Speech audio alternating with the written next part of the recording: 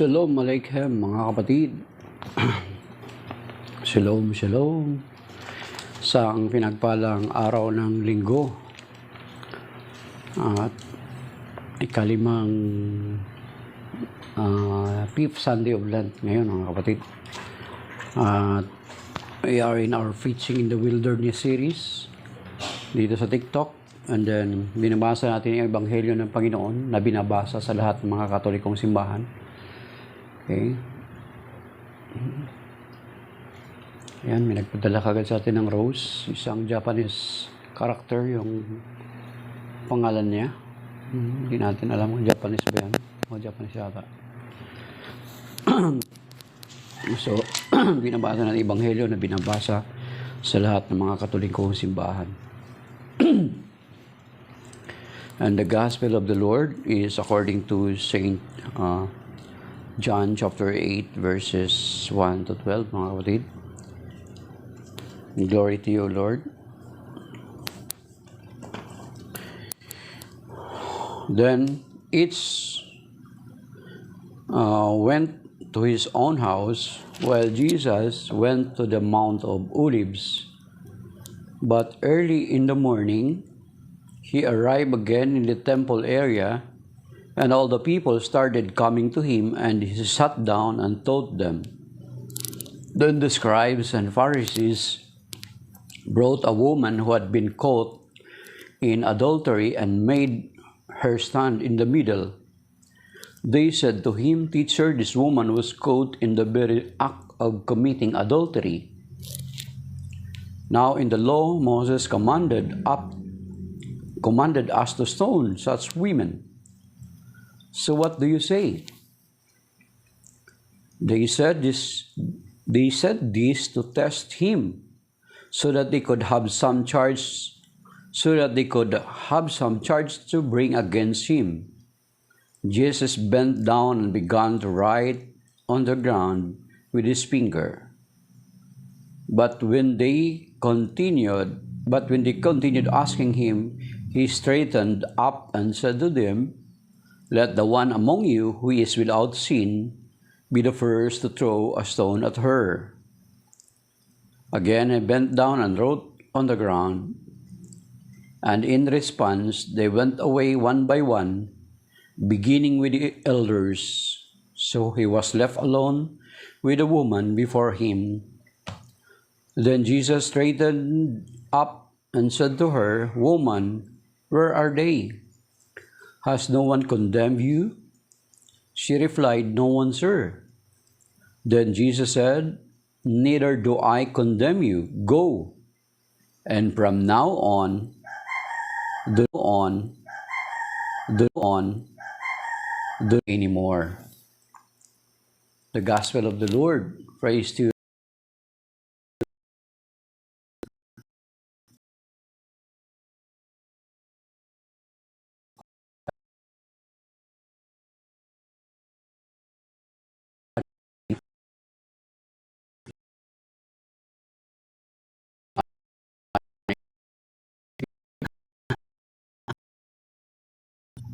Kamusta dyan sa Japan? Malamig ba dyan, brother? Dito nag-uumpisa ng uminit sa atin sa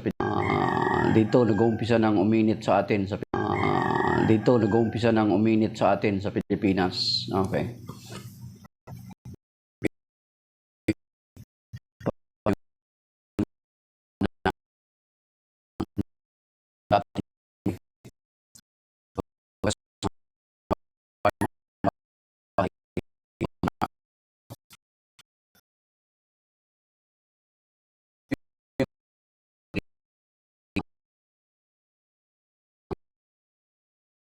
Ang sabi ng mga kaparian natin na nag-aaral patungkol dito, mga religious natin, ay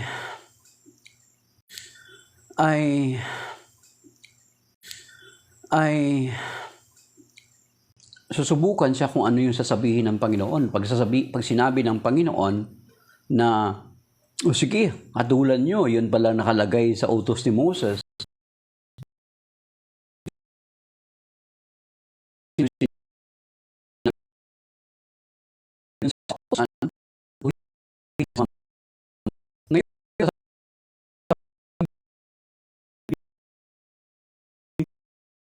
So, lalabas at sasabihin nitong mga Pariseo at mga Eskriba, sasabihin nila sa mga tagasunod ng Panginoon Kristo, see, this is not the Messiah. He is preaching love and forgiveness. Yung mga kapatid, pag sinabi ng Panginoon, sige, go ahead. Sasabihin nila sa Panginoon na inconsistent ang Panginoon. The Lord Jesus Christ inconsistent because He is teaching love and forgiveness. Yet, He said to the scribes and Pharisees, go ahead, do it as the law is to fulfill the law. So, they will accuse or they will say to our Lord that He is inconsistent. And He'll be accused of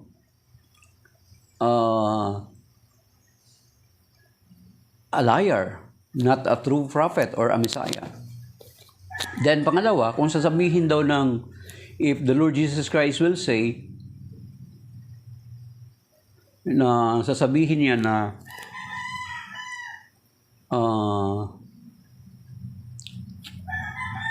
sasabihin niya yung ganun, or sasabihin niya na huwag batuhin. If sabihin naman ng Panginoon na huwag babatuhin. Okay. Akusahan naman nila ang Panginoong Kristo na lumalabag sa kautusan ng kanilang ninuno, sa kautusan ni Moises sa Mosaic Law. Di ba? So once na magturo siya ng paglabag, ibig sabihin, hindi talaga ito propeta, sabihin nila. Kasi kung totoong propeta to, he will not teach us to violate the law of Mosaic Law because the law was given to Moses by God Himself. Yun ang sasabihin nila. So yun, mga kapatid, test lang talaga yun ng mga tao, ng mga Eskriba at mga Pariseo para subukin ng Panginoon. So nanahimik ang Panginoon, nagsulat sa lupa, hindi natin alam kung ano yung sinulat. Nabasa ito ng mga nasa paligid nila, maari. Nabasa dito mga tao na ito. And then later on, sinabi ng Panginoon na sino mang walang kasalanan ang siyang unang magbato sa babaeng ito. So, alam natin na lahat sila ay may kasalanan. That is why all of them, one by one, they left the woman and the Lord Jesus Christ. Itong mga Eskriba at mga Pariseo, actually, nag-exist pa rin sa kasalukuyan yung mga ganong klaseng pag-uugali. Lalo na sa panahon ngayon natin, mga kapatid. Para itong mga tao nito ay parang katulad natin or ninyo or ng maraming tao ngayon. Bakit? Di ba? Just recently, pag-addict, patay na yan. Di ba? Yun yung ano nila. Yun yung sinasabi nitong mga tao nito. Nahuli sa pagkakasala, patayin. Di ba? Walang pagkakaiba sa panahon ngayon. Marami sa atin ganun. Na kapag nagkasala, patayin na kaagad. No chance. No chance. So parang ang nangyari is parang inutil na yung justice system natin. Wala nang kabuluhan yung correctional natin, di ba? Yung bilibid, correctional na, hindi na yan correctional na yung term dyan eh. Yung parang ang mentality natin is nagnakaw ka ng sardinas, impyerno ka. Yan, parang mga kapatid din natin mga protestante. Ang mentality nito mga Eskriba at mga Pariseo. Kasi sa kanila, yung mga separated brethren natin, na sa kanila walang distinction or pare-pareho lang yung degree of sin. Yung mga separated brethren natin. Yung degree of sin for them is pareho lang. Sa ating mga Katoliko, hindi pareho. Ang degree of sin, meron tayong tinatawag na venial sin at yung mortal sin. Yung venial sin sa atin ay hindi pwede na may impyerno. Kasi there are types or there are degrees of sins na nakukumit natin. There are mortal sin at yung degree of sin. Mga kapatid. So yung degree of sin, yung degree of sin ay kakaiba. Ngayon, ang mentality ng mga Escriba at mga Pariseo para mga separated brethren natin din, mga Protestante. Sa ating mga Katoliko, hindi. Kung nagnakaw ka ng sardinas, hindi ka pwede itapon sa impyerno. Ang mapupunta lamang sa impyerno is yung tinatawag na nagkakommit ng mortal sin. Yan, di ba? Ano nyo? Nakita nyo ba? Wala silang pagkakaiba doon sa mga Escriba at mga Pariseo. Marami sa ating mga kababayan ganyan. Adik yan, patayin. Pero kung titingnan natin, lahat ng namatay ay mga ordinaryong adik lang. Mga small-time tulak lang. Pero yung pinaka-source, hindi naman namamatay. So saan yung justice? Di ba? Makikita natin na yung pinagkakagawa natin, yung inclination natin, hindi kalooban ng Panginoon Kristo. Kasi ang Panginoon Kristo mismo nagsabi, sabi niya, ang sino mang walang kasalanan, ang siyang unang magbato. Di ba? One by one, nagsialisan sila sa kapagkat alam nila na sila mismo ay mas grabe yung kasalanan nila. Di ba? Ang Panginoong Kristo dumating para iligtas yung makasalanan. Kapatid, di ba? Alam naman natin yan. For God so loved the world, John chapter 3. And then, doon sa Ezekiel 33:11, di ba? Palagi natin itong binabanggit. Hindi kalooban ng Diyos na ang tao ay mamatay sa kanilang kasalanan. Ang nais niya sila ay magbagong buhay at magsisi sapagkat ayaw niya na ang tao ay mapahamak sa kanyang kasalanan. Yung sinasabi sa Ezekiel 33 verse 11, mga kapatid. Okay? And then sinasabi sa 1 Timothy chapter 2 verse 3 and 4 na nais ng Diyos na ang lahat ng tao ay maligtas at makaalam ng katotohanan. Di ba? Yun yung nais ng Panginoon.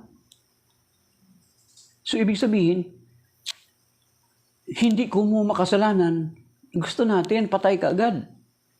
Ang Diyos, gusto niya nga yung makasalanan ay magbagong buhay. Magsisi. So, paano makapagsisi yun kung pinatay mo na kagad, hindi mo na binigyan ng pagkakataon?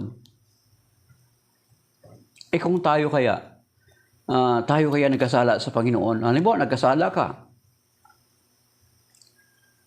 Kahit kunting kasalanan na hindi, impyerno na yan kaagad. Or di kaya, patayin ka na kaagad. Pahayag kaya tayo nun? Di ba? Mga kapatid? Hindi. Kasi ang linaw na sinasabi ng Panginoon na yung sa Psalm 103, basahin nyo sa Tagalog, yung Psalm 103 verses 11 to 18. Ang ganda ng pagkasali niya sa Tagalog, mga kapatid. Ang sinasabi doon, kay ganda ng kalooban, mahabagin itong Diyos. Kung banayad, kung magalit ay banayad. Kung umibig na may lubos. Kung gaano kalayo ang silangan sa kanluran, gaano niya inaalis sa atin ang ating mga kasalanan. Ganda ng pagkasabi doon sa Psalm 103.